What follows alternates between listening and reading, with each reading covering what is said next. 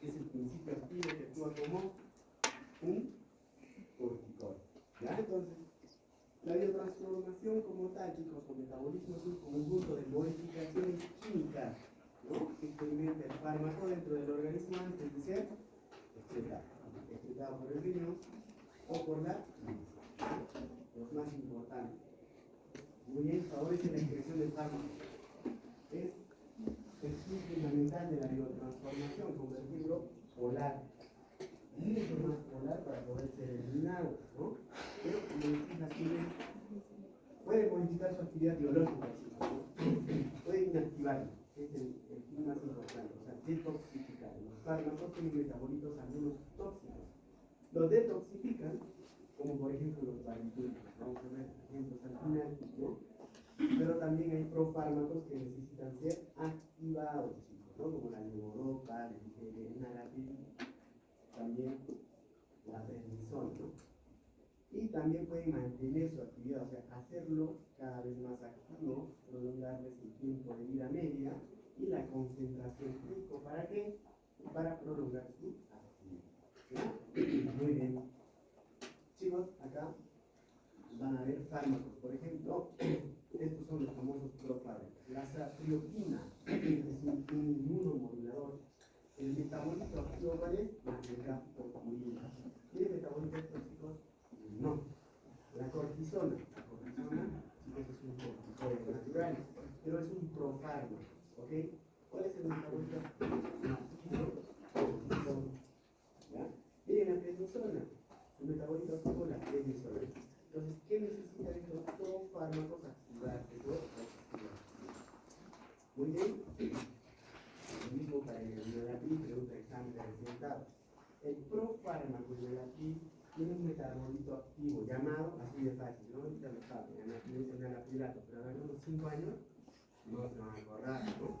Pero cuando se les pone que dicen según la receta, ¿no?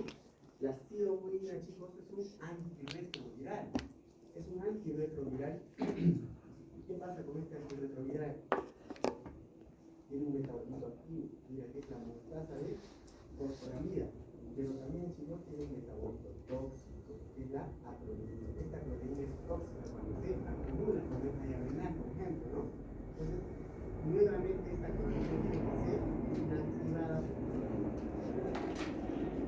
el hígado. ¿Para qué? Para poder ser eliminada. ¿Ya? Tienen el alotano y la morfina, un analgésico central, y el alotano es un anestésico general de vía inhalatoria. Miren, tiene un metabolito tóxico, que es el ácido fluoroacético. Lo cual es importante conocer, sí, alumnos, no es importante, por eso se puede hacer este cuadro, ¿ya? Pero la mayor parte de fármacos en su inserto tiene toda la información de sus metabolitos activos, ¿no? Sus metabolitos tóxicos. También el paracetamol pregunta, el paracetamol es preguntado en la residencia, será el fármaco más preguntado cuando de básicas entran en fármacos. Ok, miren, tiene un metabolito tóxico el paracetamol, ¿cuál es? El N-acetil benzoquinona, ¿ok? Y este es el que produce la famosa falla renal. Cuando hagan Pharma2 y hagan AINES, van a hablar de la intoxicación por paracetamol. Ya les estaba adelantando. Y van a ver cuál es el metabolito tóxico. ¿Qué? ¿Y cuál sería el antídoto? ¿Quién sabe cuál es el antídoto de la intoxicación por paracetamol? Pregunta el resultado.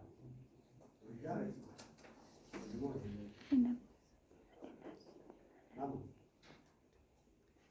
También comienza con N-acetil. La N-acetilcisteína famosa. Como producto concentra como medicamento, puede ser el antídoto de paracetamol. Muy bien. Vamos, chicos. Para nuestro público, los mecanismos de biotransformación, chicos, en dos fases importantes, grábense la memoria. Las reacciones de fase 1 no sintéticas, ojo, no sintéticas, y las reacciones de fase 2 que son sintéticas, que básicamente son reacciones de conjugación. ¿Ya? Muy bien. ¿Qué pasa en la fase 1, chicos? ¿Qué pasa pasa en la fase 1 del fármaco, se hace un metabolito más polar. Y si se hace un metabolito más polar, ¿qué pasa con este fármaco? Fácilmente eliminable, fácilmente excretado, ¿no es cierto? ¿Okay? Obviamente también sirve para que el metabolito inactivo se active o cambie de actividad, ¿ok? Se vuelva menos tóxico, los metabolitos tóxicos, por ejemplo. Las fases de conjugación, perdón, las reacciones de fase 2 sintéticas o de conjugación, el fármaco se hace aún mucho más polar. Se añade, ¿ok? Mediante reacciones químicas se añade sustrato que lo hacen un fármaco mucho más polar, mucho más eliminable, mucho más excretable. ¿Ya? Tenemos las fases de oxidación que debemos realizar oxidación, la más importante, casi el 90% de los fármacos se oxidan y se reducen, ¿no es cierto?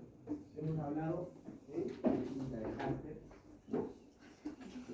Las reacciones de oxidorreducción, eso pasa en la fase 1, chicos. También hay hidroxilación, desalinización e hidrólisis, especialmente con ésteres y aminas. Ejemplo, el ácido acetilsalicílico, la famosa aspirina, chicos, se oxida, ¿ok? Gana un electrón y se convierte en ácido salicílico, tóxico, ¿no es cierto? El ácido salicílico produce intoxicación por los famosos salicilatos, chicos, es una intoxicación grave. Cuando viene un paciente en coma, ok, con el antecedente de haberse tomado aspirina, tenemos que pensar que es un paciente que está con intoxicación por salicilatos, ¿ya? Intoxicación por salicilatos. Ese paciente viene acidótico, chicos. Ya que hagas lo que hagas, no lo vas a salvar si no le hemodializas. Si estás en Uganda, se viene en paucartambo, y tiene ese antecedente, trae los antes porque si no lo haces, se va a morir. Muy bien. Luego de esta fase 1, chicos, el fármaco se hace mucho más polar, se glucoroniza, en este caso, y se elimina. ¿Está? Muy bien. Entonces, las reacciones de fase 1, como les decía, son las de oxidación, hidroxilación, reducción e hidrólisis. Las más importantes. Doctor, yo he leído en el capsule que hay más de 10 reacciones de fase 1. Estoy de acuerdo, pero estas son las más importantes. Y en realidad, casi el 90% son de oxidorreducción, chicos. La fase 2, glucoronización, acetilación, glutatización y la famosa metilación. ¿Ya? Las de fase 2. Es importante conocerlo, doctor, si lamentablemente yo estoy en contra de la memoria, pero hay algunas cosas que debemos conocerlas, porque con el tiempo me he dado cuenta que estas cosas preguntan, entonces hay que estar preparados. Y es importante conocer esta parte, chicos, de la fase 1. Claro, ¿no? ¿Cómo vamos a recetar un fármaco a un paciente? ¿No? Si no sabes en qué se metaboliza, si utiliza o no el CYP450, si utiliza o no la fase 1 solo, o la fase 2 o solo el meritorio de la fase 1. Esos datos son importantes conocer, ¿no? Entonces, en este cuadrito habla de lo mismo, fármaco, lo que a través de reacciones de oxidorreducción, ¿no? O descarboxilación e hidrólisis, lo que va a hacer es que se convierta más polar, menos activo, ¿no? Algunos se activan, ojo, un pequeño porcentaje se activa, pero la fase 2 de conjugación síntesis lo hace inactivo al 100% y mucho más polar, ¿no? Si tenía una cruz acá, ahora va a tener 4, ¿no? Para poder ser eliminado. Muy bien, entonces, resumiendo, la primera fase es acción de las enzimas sobre el fármaco, ¿no es cierto, chicos? Y la segunda fase es acción de las famosas conjugadas sobre los metabolitos. Y esos metabolitos pueden ser inactivos, hay algunos metabolitos activos y algunos tóxicos. Ojo, tóxicos, estos tóxicos tienen que activarse nuevamente. Las reacciones de oxidación, chicos, son las más frecuentes, casi el 90% de todos nuestros fármacos se oxidan. ¿Y a través de qué se oxidan? Los dos se oxidan a través del sistema B450, los famosos CYP. Pregunta de recién estado, ¿dónde se encuentran los CYP? En un endoplasmático liso. Casi todos saben esa pregunta. Esto es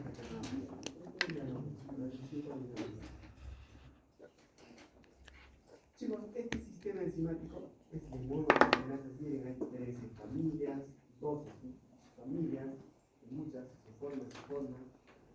Pero el más importante es el C3A4. ¿Qué más?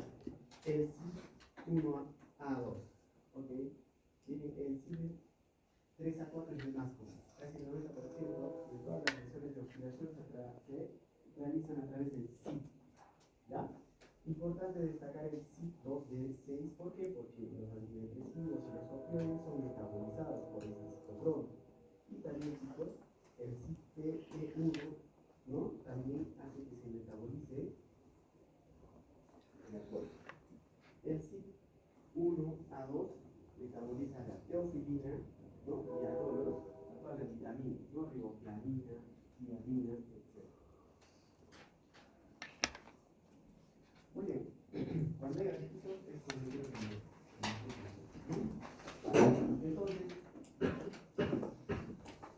¿qué es un? Vamos a entender que es un inductor. Vamos a entender que es un inhibidor. El sustrato es el principio activo o la enzima que va a metabolizar al fármaco o al sustrato. ¿Dónde se encuentra?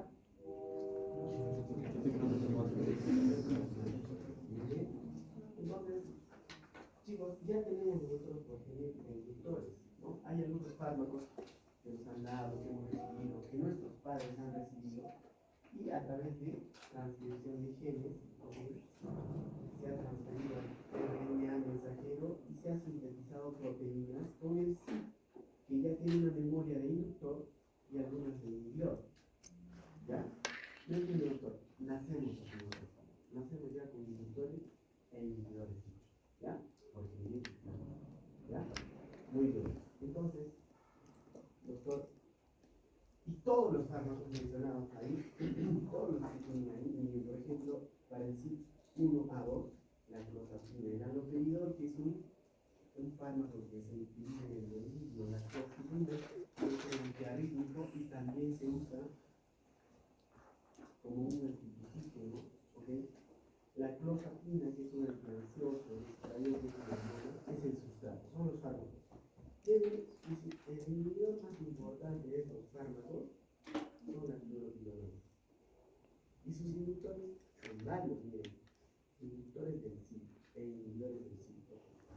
Miren, tenemos el trabajo del famoso metrazol, ¿no?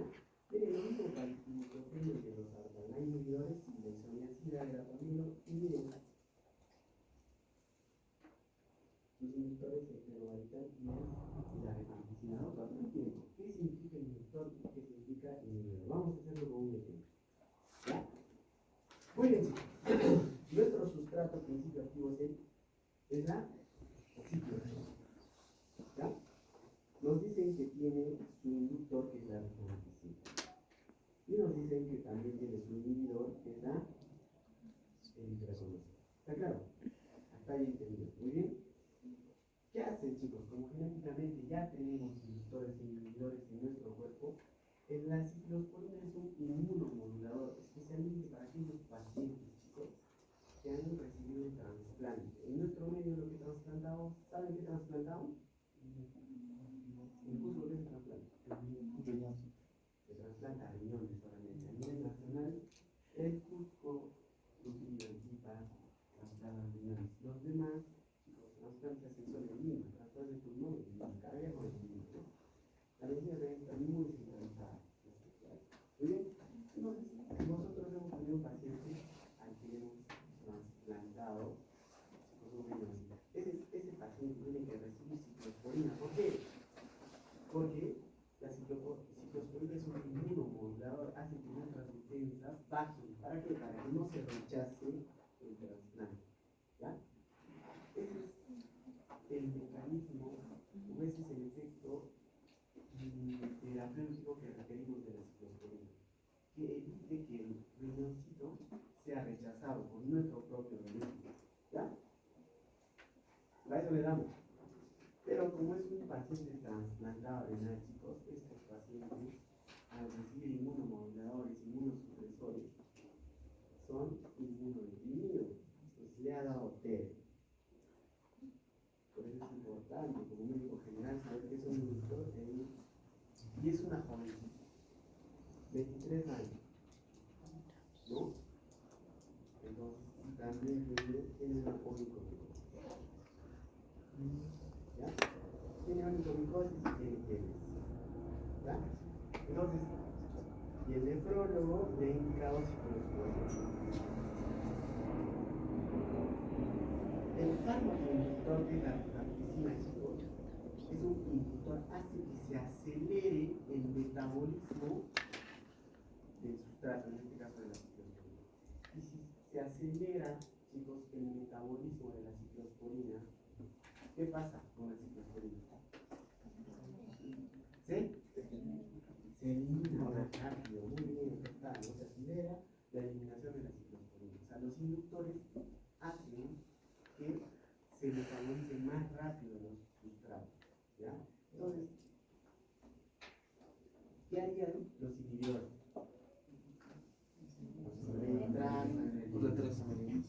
Bloquean al CIP en otras palabras. ¿Ya? Muy bien, entonces ahí viene lo importante. Si tú no sabes que la rifampicina es un inhibidor de la ciclosporina, no has leído el inserto del fármaco, tú le das, por ejemplo, 500 cada uno. Y la rifampicina se da 300 cada 24 con este número, y para segundo vamos a hacer eso también. Necesito que me digan qué va a pasar con la ciclosporina. Se va a eliminar, muy bien. ¿Ya? ¿Y qué va a pasar con el riñoncito? Va a ser rechazado, ¿no? Va a ser rechazado. ¿Por qué? Porque no va a ejercer su efecto terapéutico. ¿Está claro eso, chicos? ¿No es cierto? Si el inductor lo elimina, hace que se metabolice rápido, ¿no? A través del CIP. Se elimina y el tiempo de vida media se va a cortar la ciclosporina y no va a ejercer su efecto terapéutico, que es evitar el rechazo, ¿no? Entonces, si tú sabes que la rifampicina es un inductor de la ciclosporina, ¿qué vas a hacer con la ciclosporina? Ese es el razonamiento, eso quiero que me respondan. Aumentar la dosis, ya, muy bien, eso es chico. Ya no será pues cada 8, ya será pues cada 6, cada 4 horas, ¿no? Pero para eso tienes que saber que es un inductor, que es un inhibidor. Muy bien, la misma señorita, 23 años, ¿no? Tiene una onicomicosis que vive a la playa, no quiere. Ahora se trasplanta, ¿no? Las unidades pues protocolos propios para tratar la onicomicosis. Pero ella es estudiante de medicina y quiere tratarse su onicomicosis y dice, voy a tomar un itraconazol. ¿Ya? Pero todavía estaba en básicas, no es Farma 1 y ha tomado el itraconazol. La dosis del itraconazol es 100 cada dosis por 3 días. Cada semana. Por 4 semanas, 4 semanas. ¿Qué va a pasar con el itraconazol? No hay el itraconazol es un inhibidor del ciclo, bloquea. La ciclosporina no se elimina, entonces se acumula. Si se acumula, ¿qué va a pasar? La ciclosporina junto con la vancomicina y los aminoglicolitos es el más nefrótico. Entonces el pobre riñón no va a ser rechazado, pero va a ser destruido por la ciclosporina, ¿no? Entonces, eso de inhibidores que he entendido, eso es la parte del metabolismo más importante, ¿no? Entonces acá, estos son insertos que van a tener en cada fármaco. Miren, fármacos inductores, el fenobarbital, de la warfarina, de la rifampicina, de warfarina, anticonceptivos. La grisfioculpina es un antimicótico tópico, miren, es un inductor de los corticoides, también de la ciclosporina. Lo mismo que la fenitoína. Entonces, cuando, chicos, usemos warfarina, anticonceptivos orales, que parece tan simple, ojo, corticoides, veamos si no estamos recibiendo un inductor más. Muy bien, lo mismo con los inhibidores, chicos, miren, los inhibidores de todo esto, de la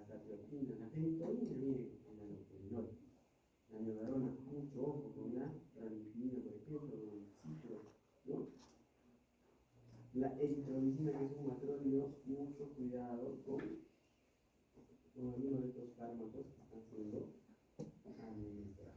Muy bien. Bueno, chicos, la oxidación es la reacción enzimática mediada por sí más importante. Como dijimos, más del 90% de los fármacos son metabolizados a través de la oxidación por enzima. ¿Cuál es el enzima más importante? Es A.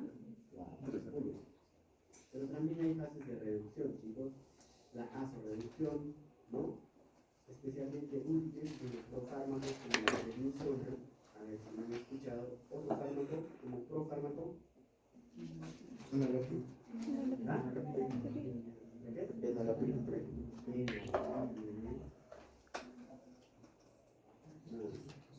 ¿Ya? La hidrólisis también, especialmente, chicos, vamos a hablar nosotros de anticolinérgicos, vamos a hablar de el sistema colinérgico, ahí pues se habla de los ésteres y los amines, ¿no? La hidrólisis.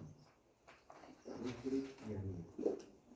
La fase 2, chicos, miren, la glucuronización, al igual que la oxidación, es la más importante, pero también existe la acetilación, especialmente para la sulfa, no se olviden la sulfoconjugación, la metilación para las catecolaminas, la vencedor, la metilación es a catecolamina, como acetilación es a isoniazida, por carbono de ¿no?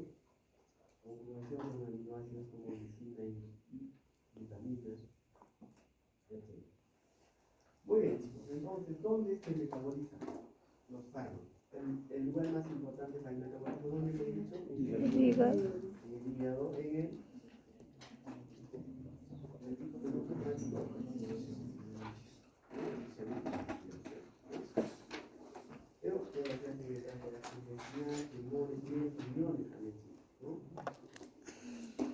hay modificadores de la biotransformación, genéticos, fisiológicos, patológicos y algunos factores morfológicos que los vamos a mencionar solamente. Muy bien, de los fisiológicos, chicos, el recién nacido, por ejemplo, ¿no? El CIP solamente está desarrollado en un 20 al 70%, los demás no. Entonces, si le das algún fármaco que necesite un CIP, lo vas a. ¿Qué va a pasar con el fármaco? ¿Se acumula o se elimina? Fuerte. Se elimina. ¿Qué pasa? Se acumula. Se acumula. Se acumula. Y el mismo fase inicial, no porque esté desarrollado, sino que ya no está activo, ¿no? Las mujeres, chicos, tienen mejor metabolismo, ¿ya? Entonces, cuando hablan de metabolismo, cuando escucho hablar a veces en el hospital, no, pero en la calle, ¿no? Cuando lo conocen, hay un metabolismo rápido, sin querer, tiene razón, ¿no?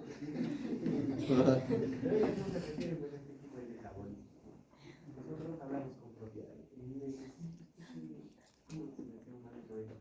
¿Sí? Pero ella se refiere al metabolismo de proteínas, carbohidratos, que también necesita el hígado. ¿Ah? Las gestantes también necesitan el estrés especialmente aumenta el metabolismo de los corticoides, chicos. De los ambientales, chicos, la desnutrición, un niño, el CIP es proteína, ¿no? Las enzimas sustratos son proteínas, ¿no?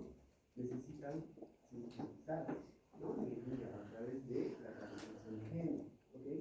Y si no tienes mucha proteína, no tienes albúmina, no vas a metabolizar lo mismo que un niño,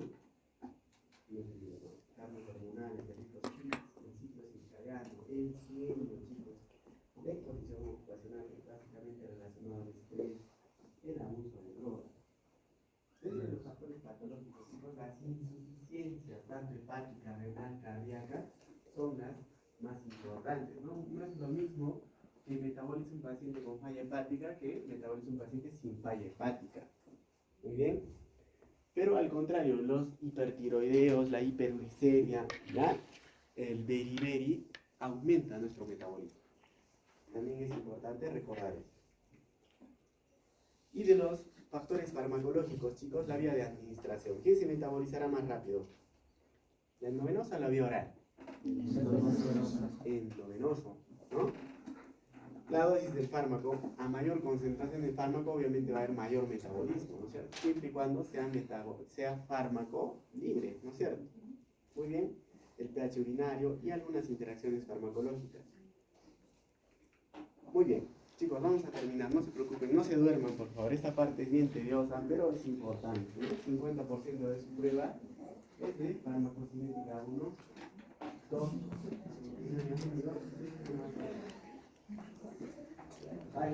rato.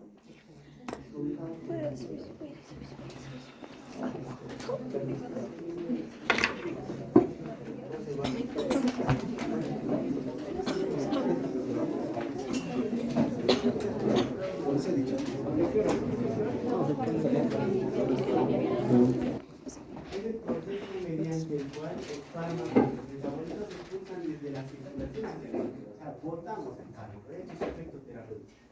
Paracetamol, por ejemplo, he tomado un gramo de paracetamol al mediodía, chicos, porque me dolía los músculos. Le tomé un gramito, se ha absorbido a nivel del glucógeno, ¿no?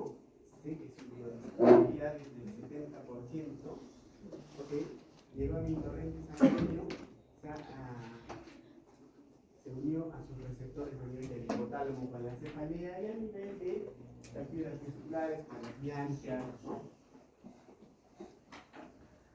Luego de eso, el paracetamol, chicos, se ha inactivado por un sistema, ustedes han hablado, ¿por qué sistema?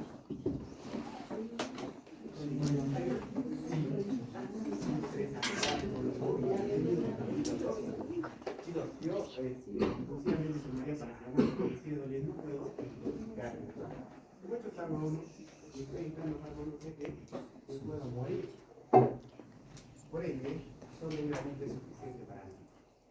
Entonces, ya he hecho su efecto terapéutico, se está detoxificando, sale un metabolito inactivo, pasa a la fase 2, se ha inactivado aún más porque se ha polarizado, se está eliminando por mi riñón. Entonces, vamos a hablar de eso de la excreción. Chicos, las vías de excreción más importantes son la renal. El 70% de todos los fármacos tienen vía renal, especialmente aquellos fármacos hidrosolubles, orales, ¿no? De mayor peso molecular. Y por la vía biliar, los se eliminan también una cantidad de fármacos considerable, los más liposolubles, ¿okay? Los de bajo peso molecular, los que dan vuelta, ¿no? Recuerden de la distribución. Pero también puede eliminarse por el pulmoncito y otras vías. Acá es importante un poco de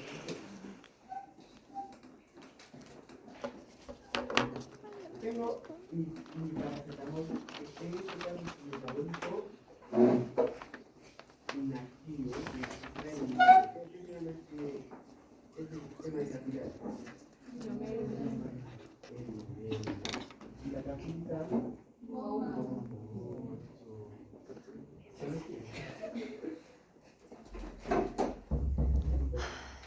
entonces se filtra a través de un filtrado molecular del fármaco, ¿no? Entonces, chicos, puede secretarse a través de una gradiente de concentración. Acá también, chicos, funciona lo mismo que para la absorción.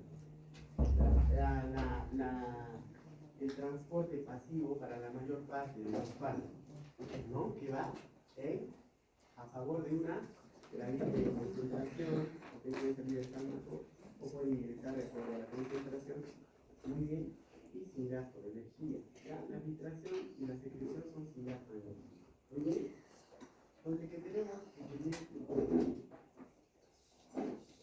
mucho cuidado es en la reabsorción, porque en la reabsorción es modificable, chicos. Vamos a hablar de acidificación y alcalinización más adelante. Y depende mucho, chicos. El pH de la orina oscila de 7 a 8, ¿no? Según esta literatura, es de a 8, ¿no? Y si tú le pones un fármaco, vamos a adelantar. Vamos a hablar de esto.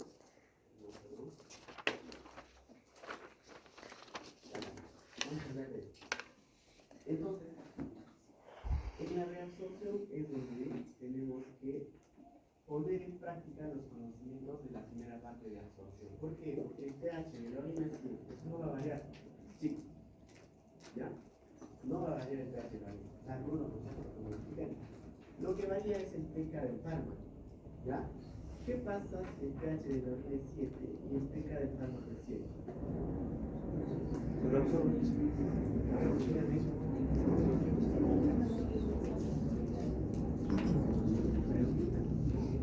Son iguales, ¿cierto? La fracción polar y no polar son 50-50, ¿cierto?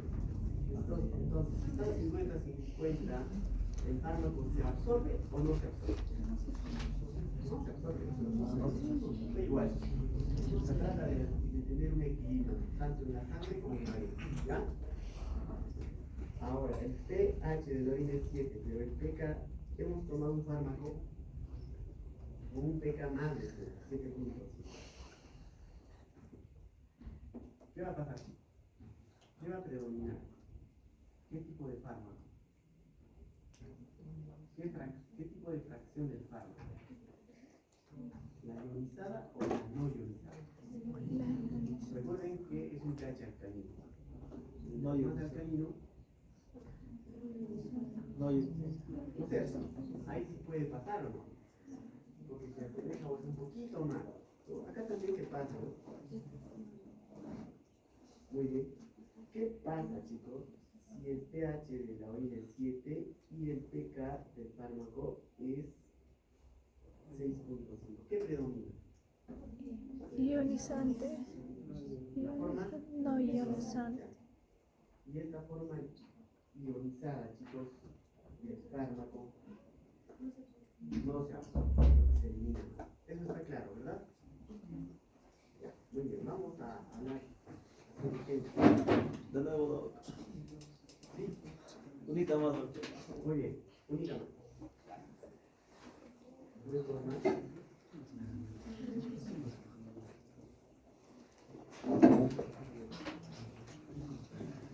Ya, muy bien. Eso me ayuda. Entonces, tenemos el túbulo colector y tenemos la sangre. Ya, vamos a hablar como una cosa. El pH de la orina va de 7 a 8. Y el pK del fármaco obviamente varía, ¿no? Que lo han hecho con fármacos con un pK muy similar, por eso es que nos estamos confundiendo. No, yo quiero la aspirina que es 3.5 y el pH de la orina es 3. ¿Qué va a pasar con mi fármaco que está acá? Va a predominar la forma polar, la forma ionizada. ¿Este fármaco se elimina o se reabsorbe? ¿Sí? Se elimina. ¿Ya? Muy bien. No es muy gratuito, ¿no? A veces es feo copiar. 7.8 el pH. Y el pK del fármaco, chicos, es 8.5. ¿Qué predomina acá? La no ionizada. ¿Qué pasa con el fármaco? Se absorbe. Muy bien. Ya nos ha puesto otro ejemplo, ¿no? El pH 7 y también el pK coincidentemente 7. ¿Ya? Acá hay 50-50. La forma ionizada es 50 y la no ionizada 50. Y lo mismo acá. O sea, hay un equilibrio, chicos. Esto es física, ¿cierto? ¿No? Entonces, no se absorbe. Entonces, hay una porción que se va a eliminar y hay una porción que se va a reabsorber. 50-50. ¿Ya? No predomina ni la ionizada ni la no polar. ¿Esto quedó claro? Sí. Ahora sí, ¿no es cierto? Vamos a reforzarlo, chicos, con un ejemplo. Entonces, los mecanismos de la excreción renal son la filtración glomerular, es no saturada y no selectiva, según la extraña, ¿no? Esto es en cuanto a los receptores. Vamos a entenderlo como farmacodinámica. La secreción tubular, chicos, es activa, pero especialmente para fármacos liposolubles, y se da en el túbulo conformado por una célula de sangre. La reabsorción tubular es pasiva, por eso es que utiliza el mismo mecanismo de absorción, ¿no? Para fármacos liposolubles, no ionizados y dependientes mucho del pH. Acá entran términos que necesito también que le den mucha importancia. ¿Han escuchado hablar de la alcalinización de la orina? Cuando tengamos intoxicación por pentobarbital y salicilatos, por ejemplo. Acidificación de orina cuando nosotros intoxiquemos con anfetamina, urina, clorosina, estricnina, ¿no? ¿Qué es eso, doctor? Lo vamos a entender en la siguiente clase. Muy bien. Hay factores modificables. Hay factores modificables, como las características del fármaco. La carga se puede modificar. Sí, nosotros podemos modificar la carga si modificamos el pH. Ojo, ¿no? Factores fisiológicos como la tasa de filtrado glomerular. No es lo mismo ustedes que están filtrando a 1000 por hora a un paciente con falla renal. Ojo, ¿no? El grado de unión a las proteínas, ¿no? Y la acidez fisiológica. La famosa trampa iónica, ¿no? ¿Qué es alcalinizar la orina? ¿Qué se hace al alcalinizar la orina? Chicos, yo tengo una intoxicación por el ácido acetilsalicílico. Se han tomado 10 tabletas de aspirina de 500, chicos. El paciente ya le dio acidólico, ¿no? Encefalopático, con respiración dificultosa. El emergenciólogo ha dicho, no, que este tubo, ya le ha puesto su tubo, le ha puesto su catéter, está sangrando por todos lados. No llega el control, ¿no? Para la diálisis. Y la aspirina está dentro de su torrente sanguíneo, chicos. Ya no voy a obviar algunas cosas. Pero ha llegado a su punto contorneador, a su punto colector. La aspirina y su pK es de 3.5. El pH de la orina es 7 a 8. Quiero que este fármaco ya no se reabsorba, necesito que se elimine porque está produciendo mucho daño en el organismo. ¿Qué le voy a hacer? Hago que el pH aumente o disminuya. A ver, razonen un poquito. Así como ese pH está eliminando, ¿cierto? Pero ¿qué haría para que se elimine más? Aumenta las ventas. Alcalinizar la orina, elevar el pH de la orina. Doctor, ¿por qué alcalinizo la orina? ¿No? Carbonato.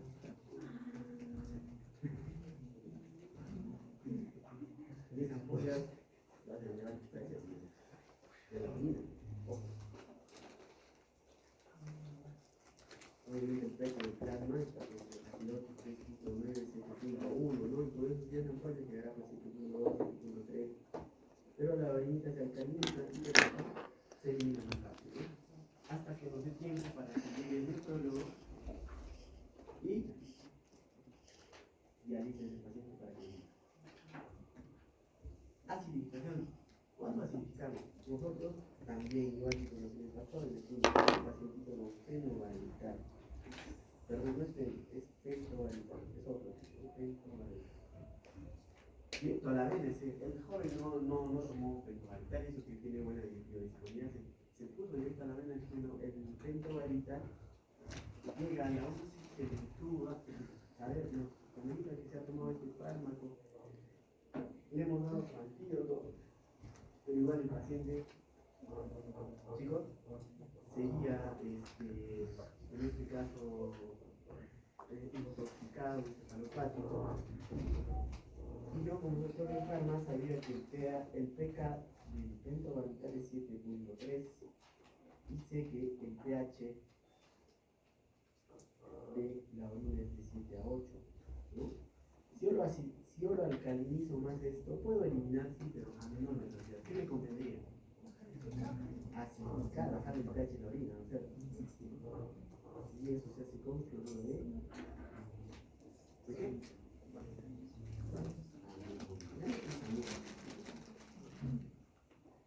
Muy bien. Chicos, también existe la excreción biliar, ¿no? Que utiliza sistemas de transporte. Y se secretan sustancias de elevado peso molecular. Ojo, sustancias con grupos polares muy grandes, compuestos no ionosables, cinéticos y compuestos metálicos.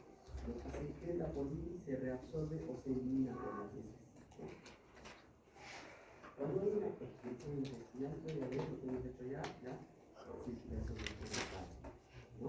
Otras vías de eliminación, chicos, la pulmonar, Las secreciones glandulares, chicos, miren, la leche, la salida de las lágrimas, el sudor, el sebo, ojo, también sirven como mecanismos de eliminación hasta el 30%. Por eso es que si ustedes son consumidores de cocaína o marihuana, en 3 meses, chicos, se puede ver que ustedes son consumidores, acordarles el peligro y ya no es nada. ¿Por qué? Porque se eliminan a través de... Chicos, entonces, en conclusión, la biotransformación favorece la eliminación, ojo, del fármaco. Pueden activarlo, como en la mayoría de los casos por oxidación, puede aumentar su acción e incluso generar efectos adversos tóxicos. Mucho ojo con eso. La excreción es la expulsión del fármaco o sus metabolitos hacia el exterior del cuerpo. El principal órgano donde se realiza la biotransformación es el hígado. El principal órgano excretor es... No hay forma, ¿no? Chicos, cuando nosotros tenemos algunas vías de administración, miren la endovenosa. ¿Cuánto es la biodisponibilidad de la vía endovenosa? 60%. ¿Y cuál será su pico de concentración en tiempo? 0 segundos. Pues te clavan y ahí está, ¿no? Ese es su pico, ¿ya? Muy bien, a eso le llamamos pico de concentración sérica, ¿ok? Miren, acá tenemos a la vía intramuscular. Su pico de concentración va a depender del músculo, ¿ok? Pero ha pasado un tiempo, pero es mucho más rápido que la vía subcutánea, por ejemplo. Su pico de concentración es acá. Miren, ha pasado más de 4 vidas medias. Y la vía oral, el pico de concentración de la vía oral, perdón, el pico de concentración de la intramuscular, este es de la subcutánea y este es de la vía oral. Entonces, hay una pregunta que se hace en farmacología, van a revisar los fármacos, van a hablar del pico de concentración del fármaco y la vía de administración. Ordenar de acuerdo al pico de concentración las vías de administración siguientes. Ustedes, huevo, pero no chicos, pero hay que revisarlo, ¿no? Vía endovenosa primero, seguida por la vía intramuscular, seguida por la vía subcutánea y al final la vía oral. Doctor, pero a veces nos ponen la vía intraarterial. ¿Dónde iría, chicos? Acá. ¿Ya? Doctor, nos ponen la vía intradérmica. ¿Dónde iría, chicos? Acá. Pregunta, una pregunta ya les estoy pasando, ¿eh? No me digan que no. Muy bien. La vía térmica. Entonces, chicos, definamos este concepto que es importante, la biodisponibilidad, ¿no? Ya lo hemos entendido, ¿no? Fracción de fármaco que llega al torrente sanguíneo con un pico de concentración en un tiempo determinado, ¿no? Es un parámetro farmacocinético, obviamente, que expresa el grado de absorción de un fármaco. Fracción de fármaco que llega al torrente sanguíneo después de ser absorbido. Esta me gusta más, ¿no? Se define como la cantidad y velocidad con la que el principio activo contenido en una forma farmacéutica alcanza la circulación sistémica. Lo mismo con más flores. Se considera, esto sí es importante, se considera que un fármaco alcanza la circulación sistémica cuando llega a las venas pulmonares, chicos. Ojo, ¿ya? ¿Es a cualquier parte del torrente sanguíneo? No. Las venas pulmonares, ¿ya? Muy bien. Entonces, ¿qué quiere decir? Si la biodisponibilidad de un fármaco, acá esto era para el ejemplo, es del 50%. Que hay 50 gramos en un pico de concentración. ¿Ya? No sé de qué fármaco será, pero hay 50. ¿Ya? ¿Está bien? Y si es 90 gramos. Ya, ahora si le dicen esto, chicos, se administra paracetamol a un paciente de 1 gramo y su biodisponibilidad es del 50%. ¿Cuánta concentración tiene en el pico máximo en sangre? 500. ¿Está claro eso? ¿No es cierto? Cambiemos. Le damos 1 gramo de amicacina. ¿Ya? La amicacina, chicos, es un fármaco que se puede administrar por vía intramuscular también. Es un antibiótico para infecciones urinarias. Se van a poner en algún momento, ¿no? Especialmente las chicas. Entonces, su biodisponibilidad por la vía intramuscular es del 70%. ¿Cuánto es la concentración máxima en un tiempo determinado? 700. ¿Está claro, chicos? Saquen nomás el porcentaje. ¿Ya? Muy bien. Ya, otro más. Yo tengo un fármaco, chicos, algo conocido también, a ver, la aspirinita de 100 miligramos, más fácil todavía, ¿no? Su biodisponibilidad oral de la aspirina, si no estoy equivocado, es del 60%. Va a haber un pico de concentración que va a ser en las venas pulmonares, ¿no? ¿Cuál es ese pico de concentración? No les estoy pidiendo el tiempo va a estar en el inserto. 60. Y esa dosis es suficiente para antiagregar al paciente, ¿ya? Muy bien. Es más, chicos, se han hecho estudios farmacocinéticos y no es necesario darle 100 para proteger a ese paciente, ¿no? Por eso hay un ASA, los que conocen, ¿no? ASA 81, que es un medicamento, ¿no es cierto? ¿Es un medicamento o no? El ASA 81. ¿Por qué es un medicamento? Porque tiene excipientes. No estoy hablando de fármaco, ¿eh? Muy bien, entonces ese ASA 81 ¿cambiará su biodisponibilidad? No. Los excipientes no alteran la biodisponibilidad del fármaco. Mejoran la absorción, mejoran el tiempo de absorción, mejoran el tránsito para mejorar la absorción, pero jamás alteran la biodisponibilidad. Es lo mismo, por eso tomar un medicamento genérico y un medicamento de marca es lo mismo, chicos, ¿no? Nos han vendido que no, tómate una amoxicilina dúo. Nosotros también, ¿no? Es que a la gente le gusta lo caro, chicos. La amoxicilina, 10 céntimos. El blister, en el MINSA. Amoxicilina dúo es 20 soles, el blister de 10. El de 20, doctor. Muy bien. Chicos, en biodisponibilidad hay que entender qué es la bioequivalencia y qué es la biofase, ¿no? Chicos, justo lo que hablábamos, la bioequivalencia es la biodisponibilidad comparada de un medicamento y un principio activo. Y la bioequivalencia de un medicamento y un principio activo es lo mismo. ¿Ya? Entonces, o sea, ¿quién es? Ahí se hacen los estudios de inferioridad.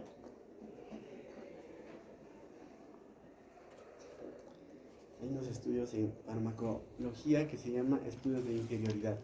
Yo sé que el paracetamol es bueno, sé su biodisponibilidad, sé su concentración pico, sé cómo se metaboliza, sé cómo se aclara, ¿ya? Entonces, un laboratorio X quiere hacer un medicamento con paracetamol, entonces tiene que hacer un estudio de bioequivalencia. ¿Para qué? Para que su fármaco no sea inferior. Estudio de inferioridad al paracetamol. Porque si es inferior no sirve, pues, ¿no? Le agrega excipientes, etcétera, y va a ser inferior, entonces ese fármaco no tiene sentido. Tiene que ser igual, ¿no? Porque estudio de superioridad no existe tampoco para el paracetamol. No hay un fármaco que sea mejor que el paracetamol con sus propias propiedades. Y la biofase, chicos, la biofase es el lugar donde el fármaco ya absorbido llega y se une a su receptor. ¿Está claro? ¿Ya? Es el lugar de encuentro del fármaco como principio activo unido a su receptor, ¿no? Paracetamol, hipotálamo para cefaleas. Paracetamol, el músculo para mialgias, ¿no? Ibuprofeno para artritis reumatoidea a nivel de las articulaciones, ¿no? La aspirina como antiagregante en las plaquetas. Ese es su receptor, ese es su biofase, ¿ya? Muy bien.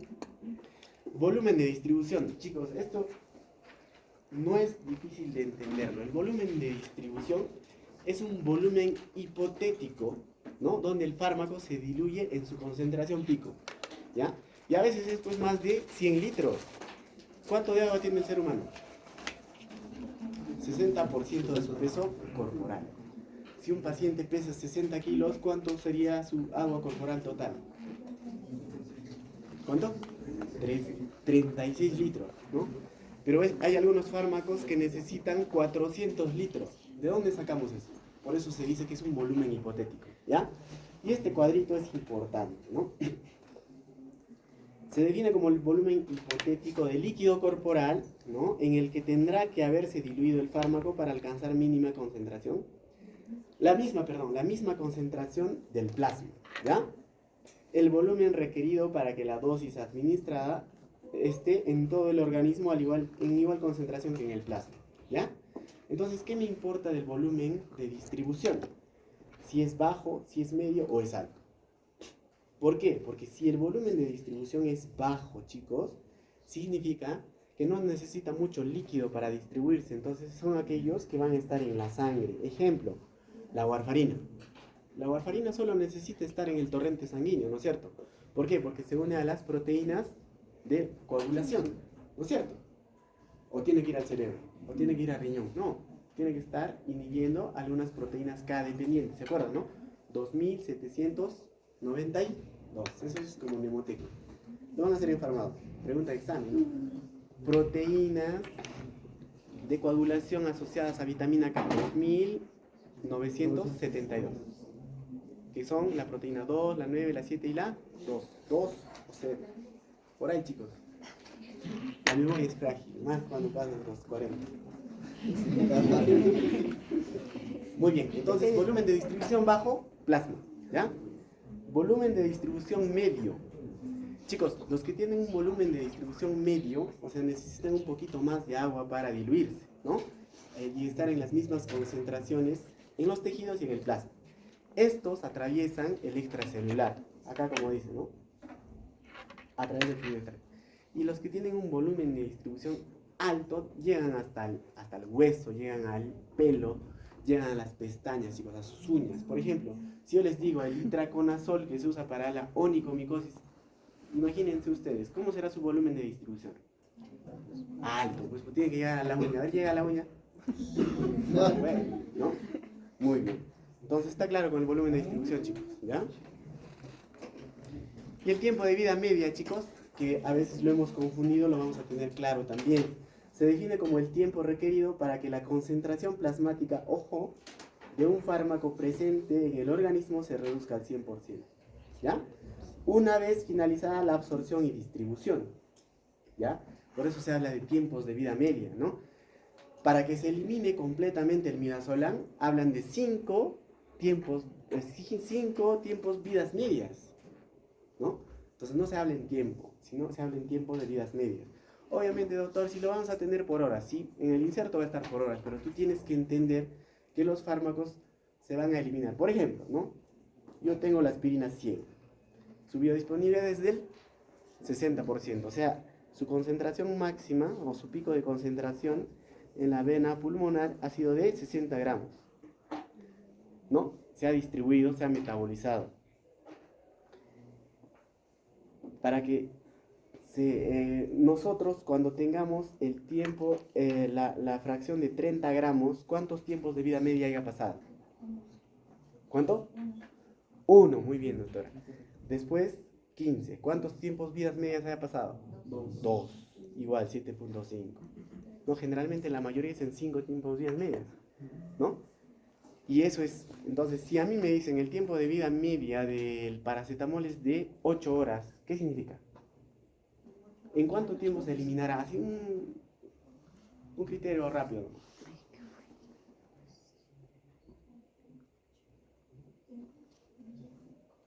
¿Cuánto? Si he dicho que la mayoría se elimina en 5 tiempos, en 5 vidas medias, en 5 tiempos de vida media, perdón. 40 horas. En 40 horas no vas a tener ni un fármaco, ni un miligramo del fármaco. ¿Está claro? ¿Por qué? Porque la mayor parte de los fármacos necesitan más de 5 tiempos de vidas medias para ser eliminados completamente. ¿Ya? Muy bien. Y la depuración sí, chicos, es el tiempo que necesitamos para eliminar al fármaco, ¿no? En realidad es para limpiar el plasma del fármaco, no es para eliminar el fármaco, ¿no? Eso también es importante. Muy bien. Chicos, ahí quedó farmacocinética 2, ¿no? Ya hemos terminado farmacocinética 1 y 2, nos queda farmacodinamia 1 y 2, que es lo más feo y tedioso, donde se duermen. Pero vamos a hablar un poquito de algunos ejemplos. Miren, Algunas propiedades farmacocinéticas y farmacodinámicas del fenobarbital. ¿Ya? Terminamos. Recuerden que son 2 horas. Pero, chicos, nadie tolera 2 horas. Si ustedes van a ir a las reglas de Vancouver, una ponencia es de 45 minutos. 15 minutos de hablar, ¿no? Vamos a tratar de acoplarlo. Miren, chicos, el fenobarbital, ¿ya? El fenobarbital es un barbitúrico. Y nos hablan de sus propiedades farmacocinéticas, ¿ya? Nosotros, chicos,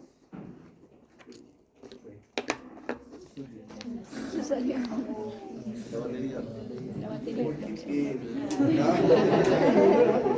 Yo decía lo mismo. Nosotros hacíamos con disquete, no han conocido.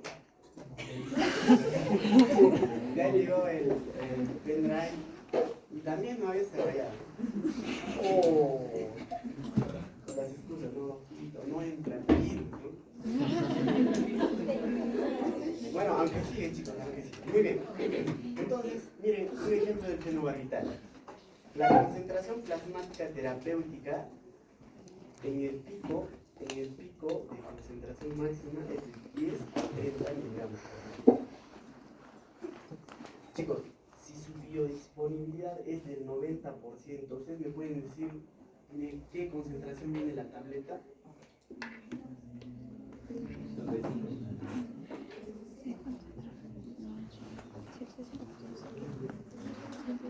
Bueno.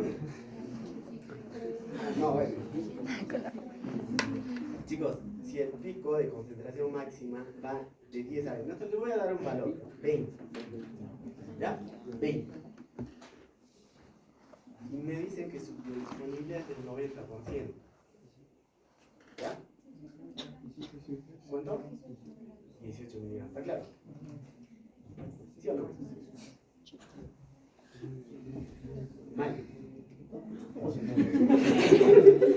¿Cómo has sacado? Terrible. Chicos, la biodisponibilidad es casi del 90%. Me dicen que la concentración máxima es del 20%, ¿no es cierto?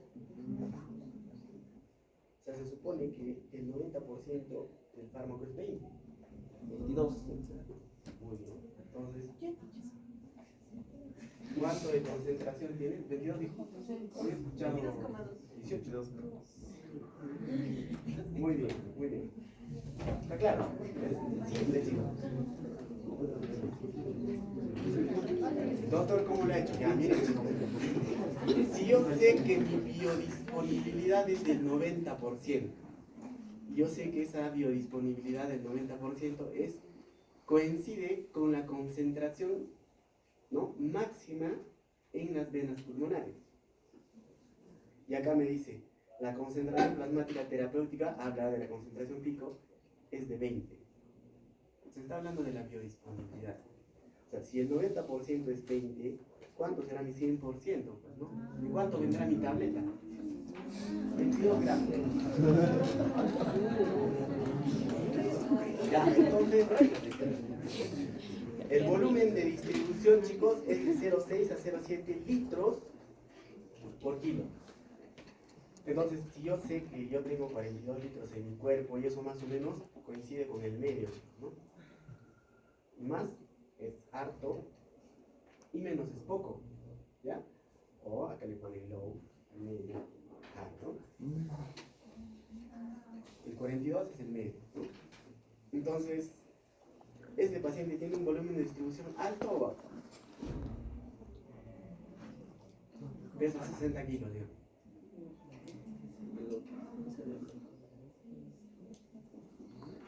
¿Sale? ¿Cuántos litros? Sale 3.6 a 4.2, más o menos. ¿Y esto es harto o es poco? Es poco, comparado con mi líquido, a mi agua corporal total, ¿no? Entonces es un fármaco que va a estar en el torrente sanguíneo, ¿no es cierto? ¿Más o menos? No se va a distribuir mucho. Ya.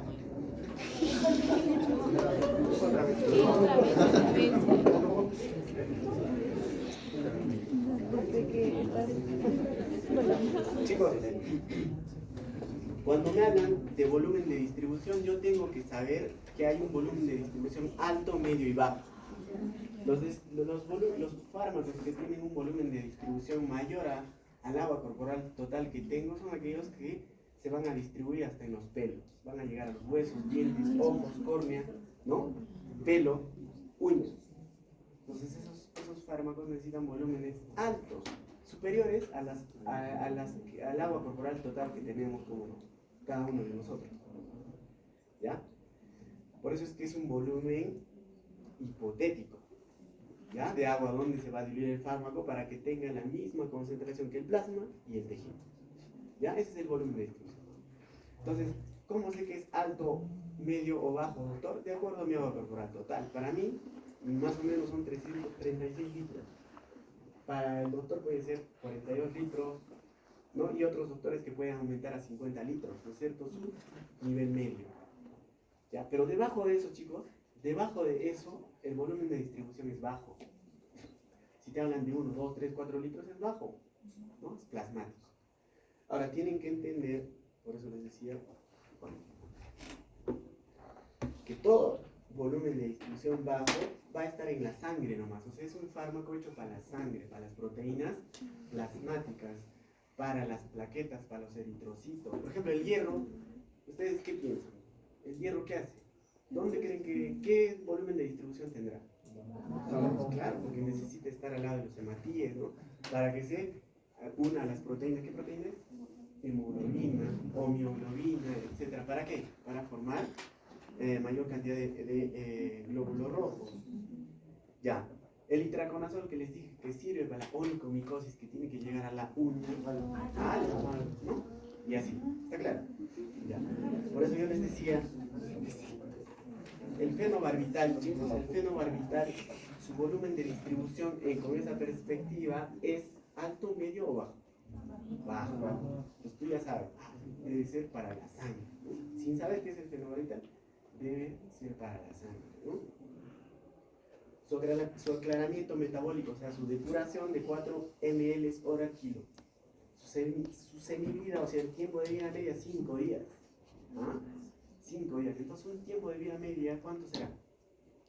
Si es un fármaco común. 24 horas. ¿No? Y la fracción de fármaco es 0,5. Algunos te ponen así, fracción de fármaco, pero otros te ponen unión a proteínas plasmáticas. No se preocupen. Ya lo van a entender. Acá tenemos los antimicóticos.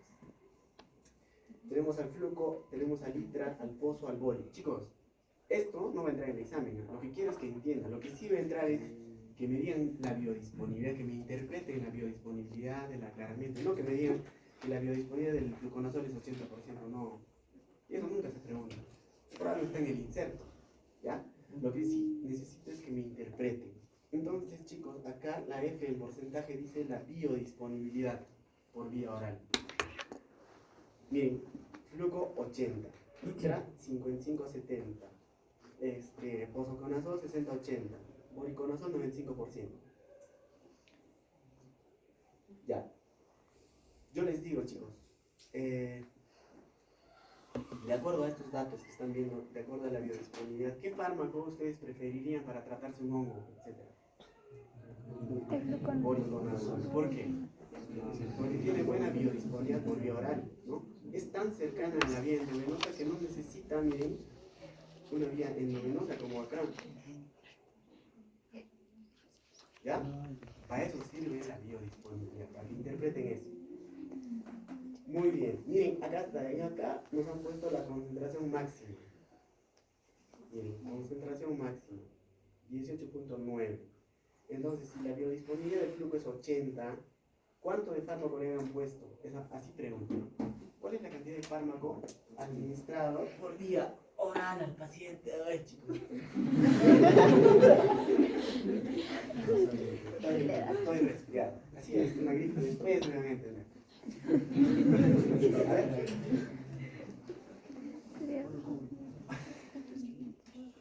Ya.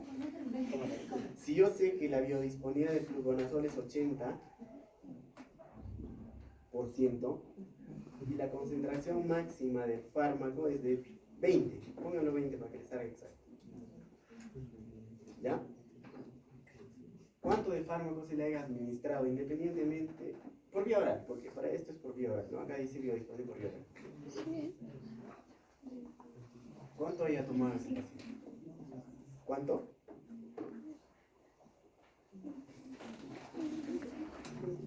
Si 80 es a 20, entonces el paciente ha tomado 25, chicos,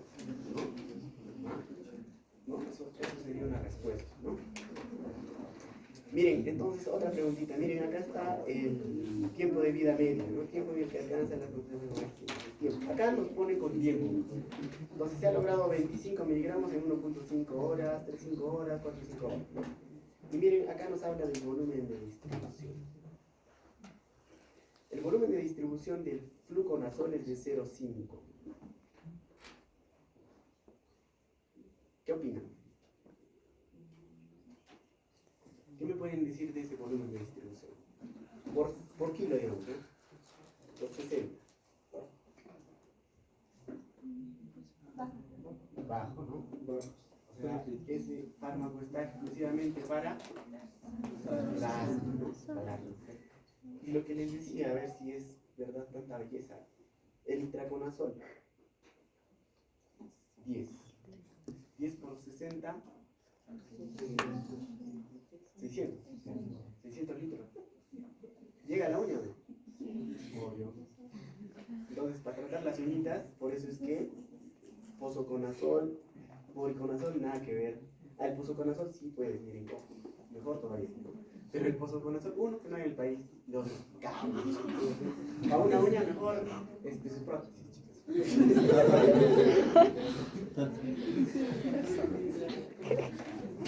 Chicos, entonces, esta es una diapositiva de mis alumnitos, que ya son tesistas. Entonces, aspectos farmacocinéticos. Absorción, solo vía endovenosa, comprensible, subcutáneo probablemente, pobremente absorbido.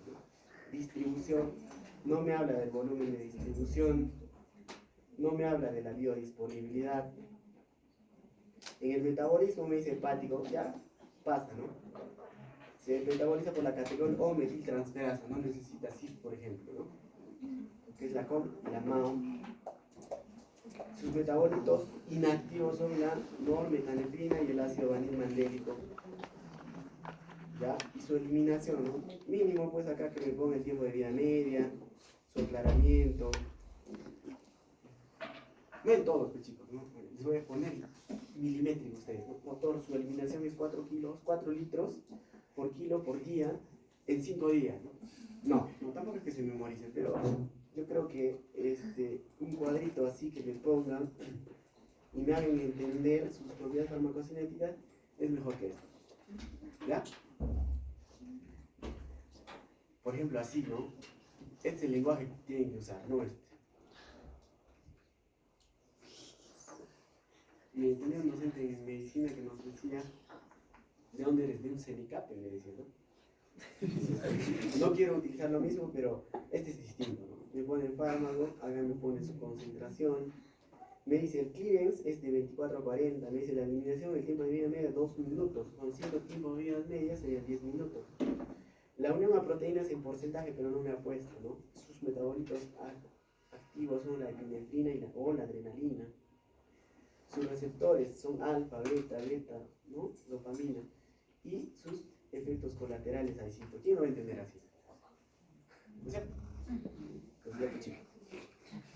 Si me ponen así, ya saben, está jalado, ¿no? Así es otra cosa.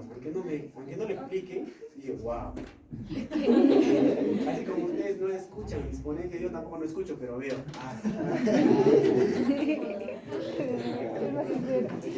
Muy bien, chicos. Ahí quedamos.